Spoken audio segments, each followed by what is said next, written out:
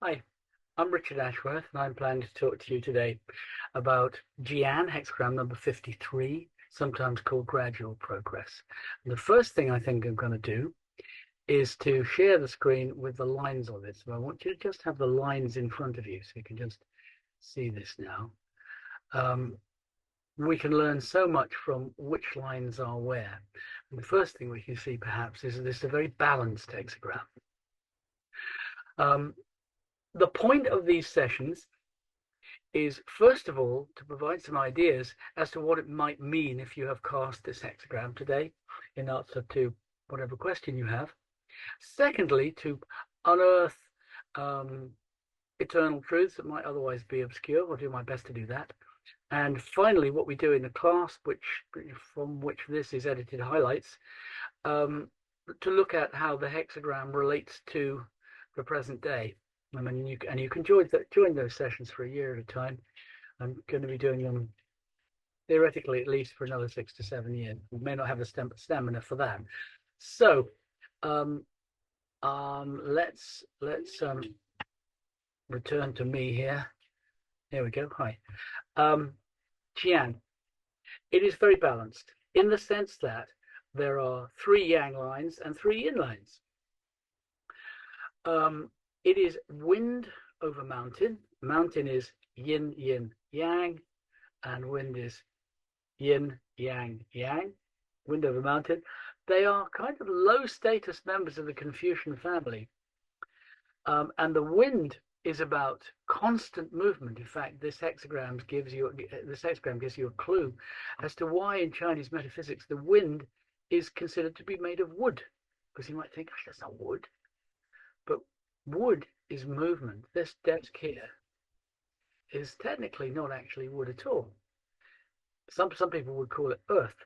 Wood is a moving, living thing. Wood is the plant growing on my windowsill there, which I'm not going to turn you around to see. But we know that a tree or a plant is alive broadly because it's growing. It's always moving. That's what wood is. So the wind in the top trigram is constantly moving, but the mountain is absolutely not. So we have something that tells us about um, the need for subtlety in things being changed because the mountain doesn't much want to, and the wind is not going to give up. The wind is referred to in the Book of Changes as being gentle and thorough, but ultimately adamant. Gentle and thorough, but ultimately adamant. And so we have this hexagram called Gradual Progress. The actual text, the oldest part of the oldest words about it, says a woman marries good fortune, profit, the divination. But the Book of Changes actually is 64 diagrams like the one you were just looking at. The words, none of them are older than 3,000 years. And some of them are some of the commentaries, some of the accepted ideas about hexagrams are much more modern. But what we can say is that the Gua text, the text referring to the whole hexagram, composed by the semi-legendary King Wen, is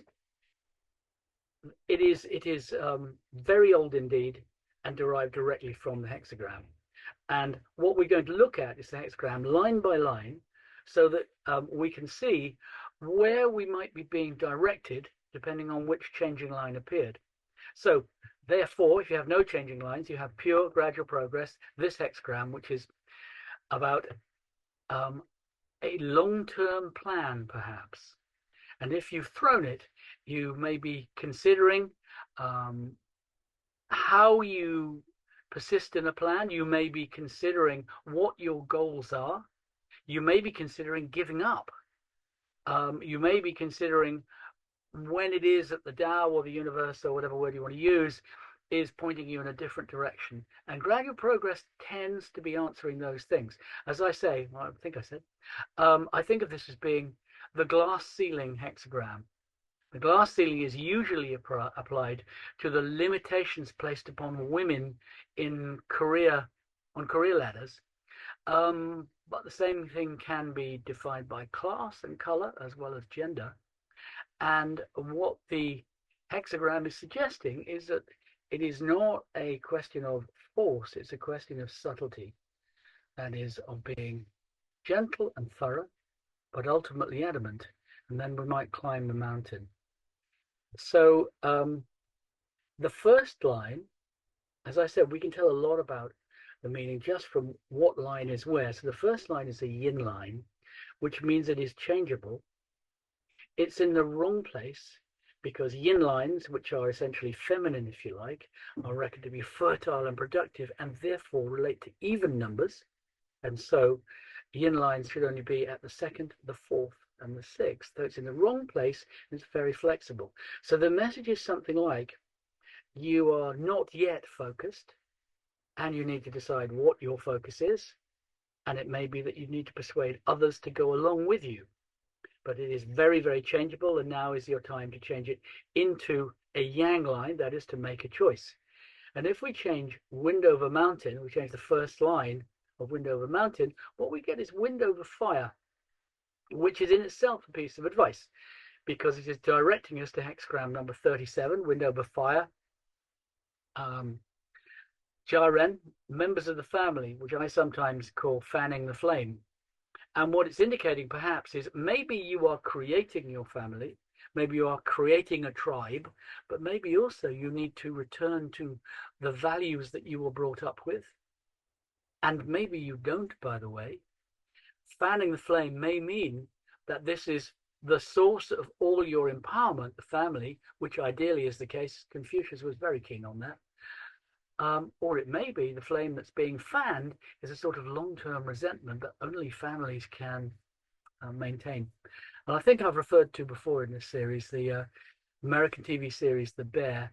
The end, I think, of season 1 or season 2 is that Christmas dinner that you never want to be at, where everybody hates everybody, and the mother ends up driving the car into the dining room. Maybe it's that kind of family. So you will know from context, I expect, which of these things it's suggesting. But I would say, on balance, we're talking about the family as being a source of empowerment, a source of values, a source of strength. The second line is a yin line. You can see that it is one of the rulers. Some people would call it the ruler of the line, the ruler of the hexagram. The reason for that is it is the one that is making progress. It represents someone perhaps ambitious, but someone who is making progress.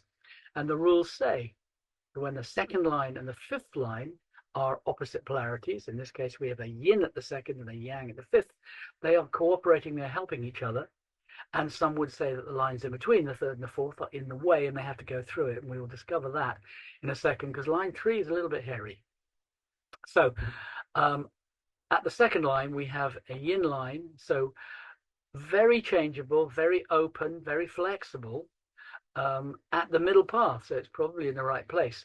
And there is all this wording about entertainment and food and drink and so on. So it may literally be saying this is someone that you need to bring on side with blandishments. But it is less about bringing on side than keeping on side. And it may literally be saying you need to take someone out to dinner or you need to hold a banquet or something of that sort. But it is about maintaining the agreement that you created at the first line. That's the way that I see it. And wind over mountain, if we change the second line, gives us wind over wind, which is emphasizing, if you like, the requirement for subtlety. This is not breaking through with power. This is about what they call soft power, I guess. But it's about climbing a ladder that may require flexibility of mind. And in fact, the piece of advice that is often attributed or corresponds to this hexagram is that we either follow the Tao with extreme care, or we have a very detailed plan, or both. And the actual lines of the hexagram refer to a goose looking for a safe place to make a nest and lay its eggs, and noticing at one point that it needs cooperation, and another where it's a little bit chaotic, and another where the branch it wants to land on may not be appropriate, and so on and so forth. One metaphor. The other one is of the little tree on the hill. And as I said, this is an illustration of the wind being wood, because the little tree, the wind over mountain, it's a little tree. It's yin wood, and the little tree puts down a root and then puts out a branch, and then maybe puts down another root and grows another branch, and another root and grows another branch, and then maybe another root, and then maybe it might think about having a leaf or two, but more root, and then leaves, and then maybe it'll fruit or flower or something, but it will be constantly putting down the roots so as to make it safe, and it will have seen the process as a long one that requires commitment, and awareness of both the Tao and the plan, sticking to the plan, if you like, which brings us to line 3, which is about the Slough of Despond, isn't it, in Pilgrim's Progress, where Pilgrim is distracted and tempted and beaten up and, damaged by all sorts of temptations on his way to the city of God. It's a long time since I read it, but I think that's what's happening in it. This line is like that. All these distractions about, extramarital pregnancy is one of the things it talks about. And remember, it talks about a woman marrying being the metaphor here.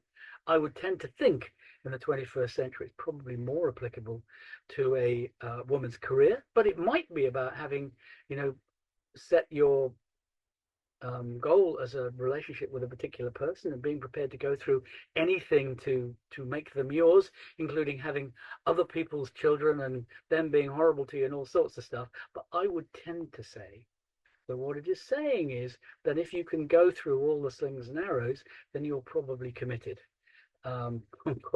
Possibly ought to be committed, bearing in mind some of the things it's talking about here. Very difficult line, and it is, of course, the third line, so it's almost in the fourth hexagram, in the top trigram. And of course, it will change to wind over earth. Now, wind over earth is number 21, Kuan, the watchtower, which immediately has a religious connotation, the watchtower being the newsletter of the Jehovah's Witnesses, and it being a very powerful image from the Bible.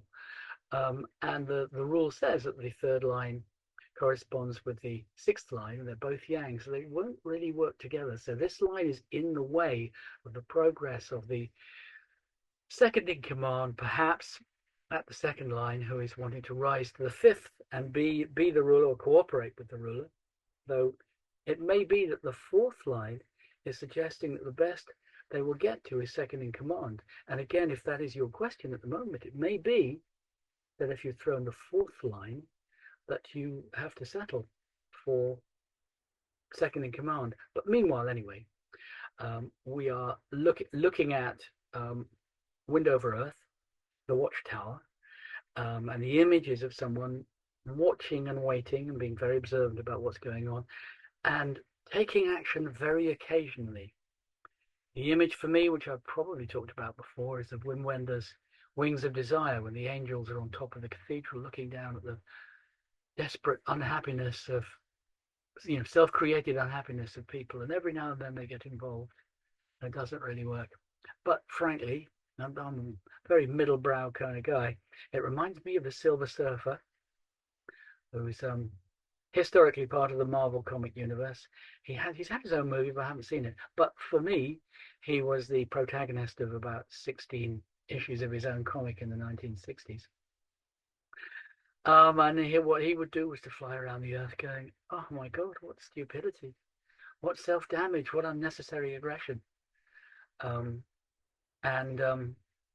That's Kuan is about watching and waiting and taking appropriate action, intervening when necessary. So it's continuing this idea of it being a subtle process, but watching for opportunity, if you like, but being guided by the Tao so as to move then and not then, and to speak here and not there, and to be very sensitive to the process of things so you do the right things at the right time. If we change the fourth line, we get heaven over mountain. And heaven over mountain states the same lesson again, because it gives us hexagram 33, the yielding, which is about an awareness that if we can be at ease with the Tao, we will tend to find ourselves with a less stressful life. And if we insist on our preferences in the teeth of where things are actually going, it possibly won't work quite that well. Um, so in the yielding, in the first place, the person, the protagonist, whatever, um, gives what goes with the flow, gets with the crowd, ends up on a cart. They've chosen to do that. They're getting away from trouble. But as the hexagram progresses, they find themselves hemmed in such a way they have no choice. And by the end, they are aware that not only was it the only thing they could do, it was probably the smartest as well. And so we have that as being the change if we change line 4. If we come to line 5, which traditionally is the ruler, and if you think about it, if yang lines are appropriately at the odd numbers, and we're looking at respecting the middle path, they will want to be at 3 and 5. Only a yang line really can be central and correct, and this one is central and correct, and extraordinarily strong. So this is of the ambitious person, perhaps at lines 1 and 2, line 2 particularly, who has made his way up to line 5, perhaps with assistance from line 5, despite the trials and tribulations of lines 3 and 4. But I'm suspicious of it. It's all a bit too perfect, all a bit too permanent. And if we change the 5th line, what we get is mountain over mountain, which is absolutely rigid. It will not move. And it is an image of someone who has made progress, who has achieved their end, perhaps, and then is wondering what to do next. And the danger of that situation is of stagnation, because everything is growing or shrinking. The minute we are born, we begin to die. Depressing thought, that one. The only constant is change. So to achieve and rest on your laurels is probably not wise. You have to have another goal. You have to go another place. And the truly enlightened man, the Junsa, the Mensch, progresses to line 6, which is about spirituality. It may be about ideology sometimes, but it's about leadership beyond the venal and material ambitions that possibly have run the guy who's moved on. Woman, more likely, who has progressed from line 2 up to line 5, where she is in charge. But now she has to get altruistic, if you like. She has to be flexible. She has to take the next step. And the next step is a connection with heaven, if you like. It may be an interceding with heaven. It may be an interceding with other leaders. It may be going to a higher point. It may be, in the case of a very successful business person, it may be setting up a foundation or whatever.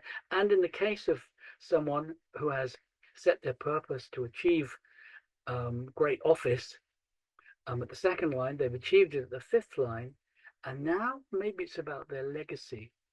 It's about maybe what they leave behind them. So that is hexagram 53. Gradual progress. As I say, if you've thrown it today, you're probably in a position of either starting a big project, a big process, or in the middle of a big process and questioning it one way or another. But the most difficult question probably is the one of having succeeded.